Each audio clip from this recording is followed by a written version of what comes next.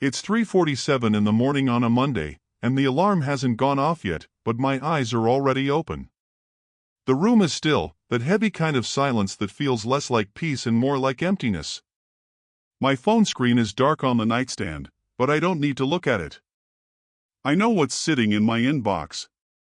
The rejection email from last week is still there, unarchived, like a splinter I can't pull out. I'm staring at a cold cup of coffee on the desk, made it hours ago, forgot to drink it, and now it's just sitting there, bitter and useless, same way I've been feeling since Thursday at 2:14 p.m. when that email landed. I'm not gonna lie to you. This one hurt. I prepped for that interview like it was my last shot. Practiced answers in the car. Rehearsed my strengths and weaknesses until I sounded like a robot. Walked out of that building feeling like I nailed it, only to get ghosted for 2 weeks and then hit with the corporate version of "It's not you, it's us."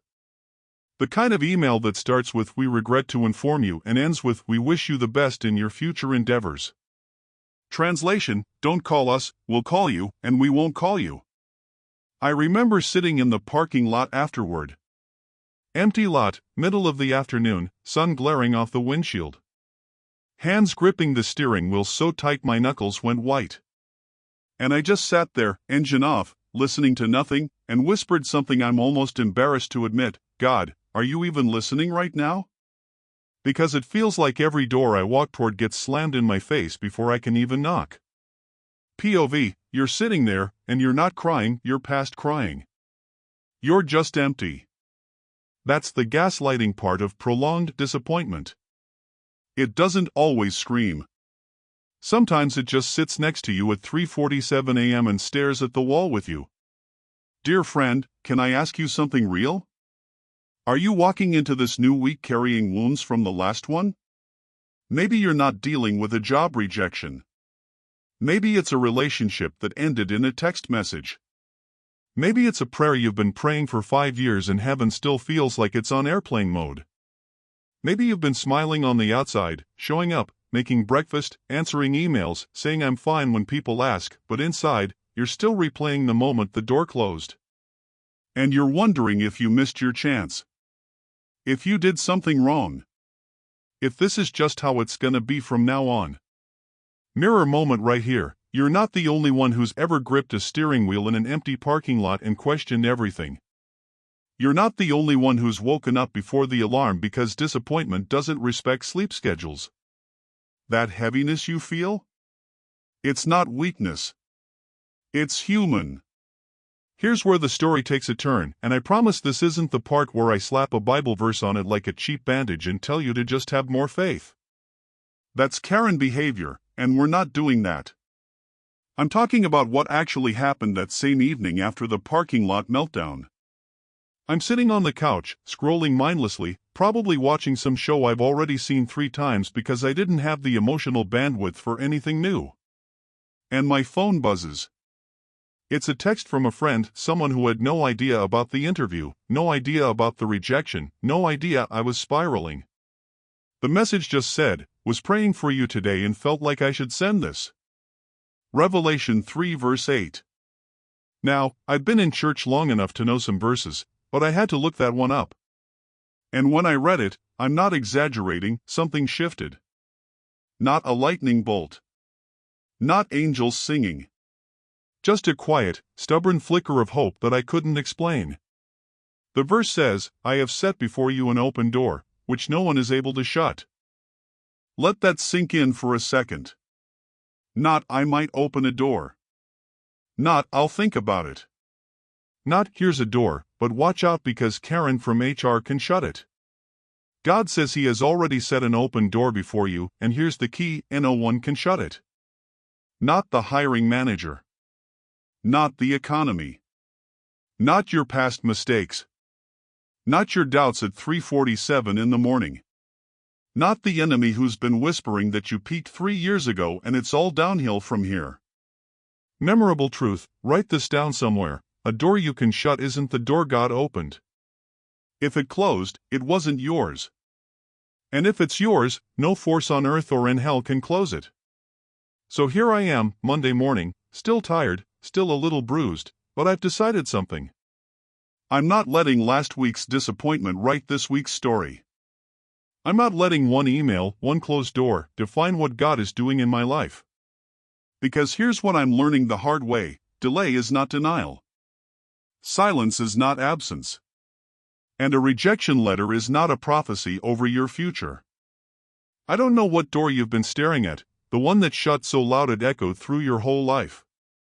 But I want you to do something with me right now, a prophetic act of faith, small but powerful. In the comments, type this: I receive God's favor, and I trust His timing this week. Don't just think it. Type it. Declare it. Let it be the first strike against the discouragement that's been squatting in your mind rent-free. Because here's the thing about Revelation 3 verse 8 that I didn't catch at first. The verse doesn't say the door is coming. It doesn't say the door will open when you finally get your act together. It says the door is already open. Right now. While you're still hurting. While you're still confused. While you're still holding that cold cup of coffee and wondering if God forgot your address. The open door is already there. You just haven't seen it yet. But what is that door? And why would God choose this exact moment, when everything looks closed, to reveal it? But that question from the last part, what is that door, and why would God choose this exact moment when everything looks closed to reveal it, that question has been working on me all week. And it's taken me back to something I don't talk about often, something that happened 2 years ago in a season that felt less like a waiting room and more like a prison cell. I was sitting in a hospital waiting area at 11:42 p.m. on a Tuesday. I remember the exact time because I kept checking my phone, hoping for a text, a call, anything that would tell me my dad was going to be okay. That's a mirror moment right there. Have you ever held onto something cold and empty just because you didn't know what else to do with your hands? Have you ever sat in a waiting room, literal or metaphorical, and felt time moving through the room but not through you, like you were frozen while the rest of the world kept spinning? Maybe it wasn't a hospital. Maybe it was your car in the parking lot after another shift where your boss overlooked you again. Maybe it was your kitchen table at 2 a.m. with bills spread out like a losing hand of cards. Maybe it was the silence after your spouse said they needed space, and you didn't know if space meant a few hours or a few years. I want to ask you something directly, and I want you to really sit with it. Have you ever felt like God was silent when you needed Him most? Not the casual, "Oh, I haven't felt His presence in a few days" kind of silent.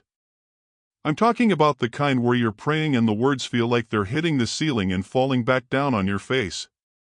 The kind where you read scripture and it just looks like black ink on thin paper, not living water, not a sword, just words.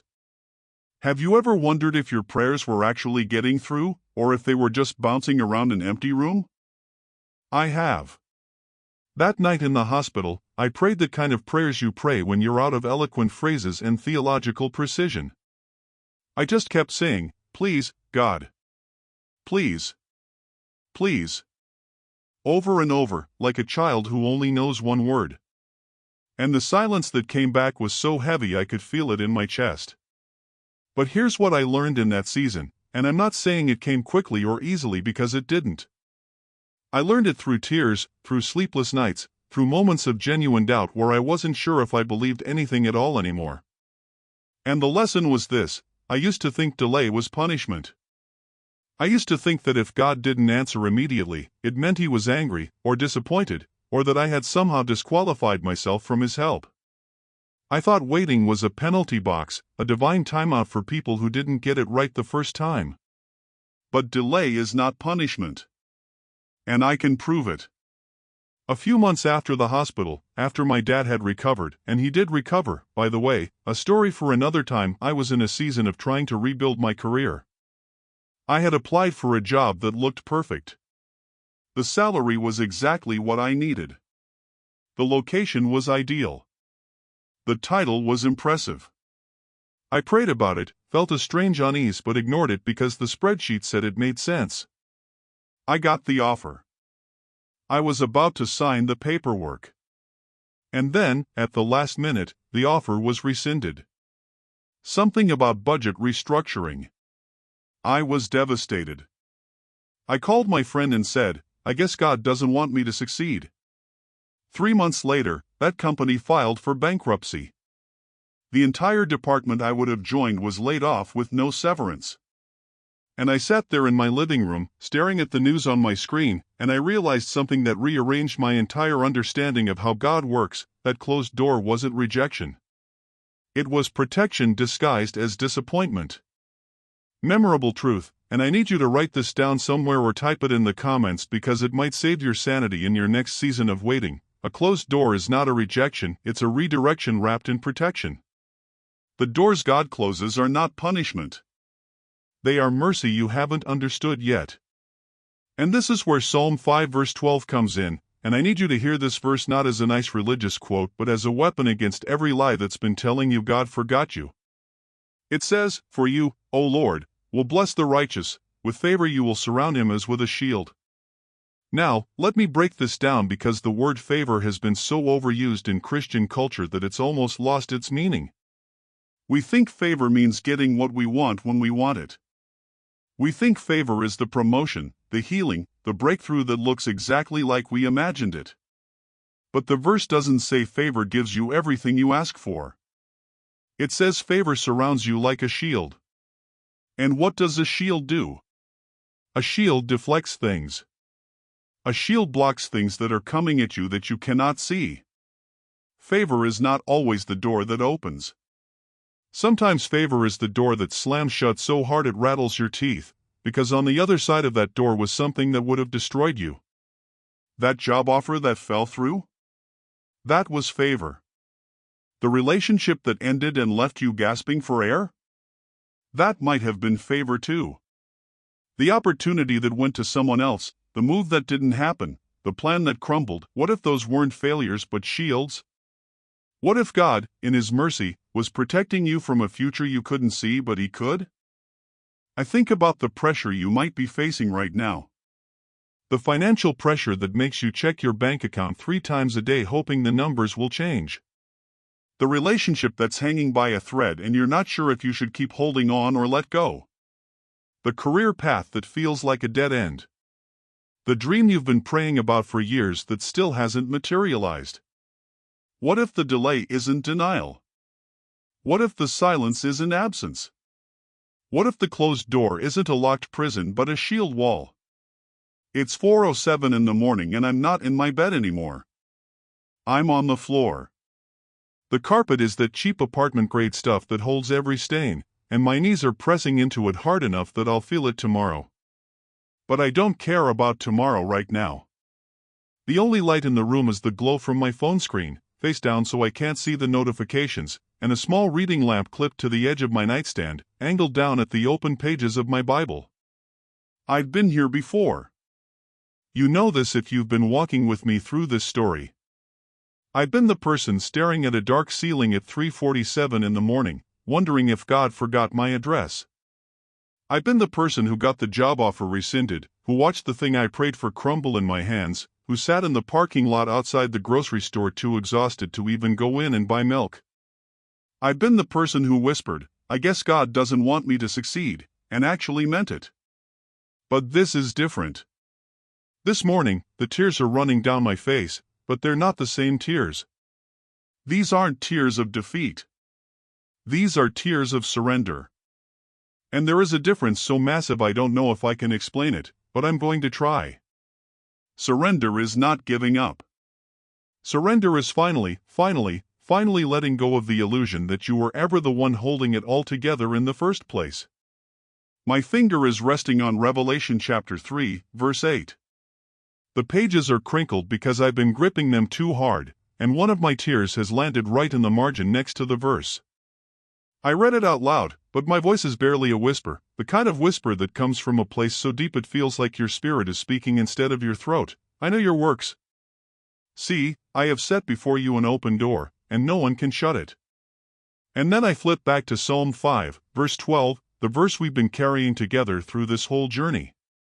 The one about favor surrounding us like a shield. And I whisper again, but this time it's not a question anymore. It's not, God, where are you? It's not, God, did I do something wrong? It's this, You know. You see. You are already acting. My hands are shaking, but they're not clenched anymore. My breathing has slowed down. There is something happening in this darkroom that I cannot fully describe except to say it feels like a weight being lifted not by my own strength, but by hands much larger than mine, hands that have been waiting for me to stop fighting long enough to let them carry what I was never meant to carry alone. Mirror moment, and I need you to sit in this with me for a second. Have you ever been so exhausted from trying to be strong that you forgot strength was never supposed to come from you in the first place? Have you ever been so focused on the closed door in front of you that you missed the open one behind you, the one God opened while you were still banging your fists against something He was protecting you from? I want to pray for you right now. Not a polite prayer. Not a religious prayer with all the right words arranged in the right order. I want to pray the kind of prayer that feels like someone sitting next to you on the floor at 4 in the morning, not trying to fix you, just being with you in the dark until the light comes. Heavenly Father, I lift up the person listening to this right now. You know exactly where they are. You know if they're in their car, in their kitchen, in their bed, on a walk, or hiding in the bathroom just to get 5 minutes of silence. You know the weight they're carrying, and you know how long they've been carrying it. I pray for the one who is unemployed and staring at job listings that all blur together, feeling like their worth is slipping through their fingers with every rejection email. Lord, open a door that no human resources department, no hiring manager, no economic downturn can shut. Let them walk into a provision that makes no sense on paper but makes perfect sense in your kingdom economy. I pray for the one waiting on medical results, the one who refreshes the patient portal 10 times a day, the one whose mind goes to the darkest places at 2 in the morning when everyone else is asleep. Father, surround them with peace that doesn't depend on a diagnosis. Let them feel your presence in the waiting room, in the examination room, in the silence between the doctor's words. I pray for the one who is lonely in their own marriage, sleeping next to someone who feels like a stranger, wondering if this is all there is. Lord, you are the restorer of broken things. You are the God who brings dry bones back to life. Breathe into that relationship. Breathe into that home. And if they need wisdom to know whether to stay or go, give them clarity, not confusion. I pray for the one crushed under financial pressure, the one who checks their bank account 3 times a day hoping the numbers will somehow be different, the one who puts groceries back on the shelf because they did the math in their head and it didn't add up. Jehovah Jireh, you are the provider. You fed your people in the wilderness with bread from heaven. You are not intimidated by spreadsheets or debt or overdue notices. Open your hand and provide. Father, I ask you to open the doors that no one can shut. The doors of opportunity, the doors of healing, the doors of restoration, the doors of breakthrough. And I also ask you, in your mercy, to close the doors that should not be opened. The doors that lead to destruction disguised as success. The relationships that will pull them away from you. The opportunities that look good on the outside but are rotten on the inside. Close those doors with a holy force, and give them the peace to accept the closure without bitterness. And now I want to ask you to do something. Not just listen. Not just nod your head. I want you to take a prophetic act of faith this week.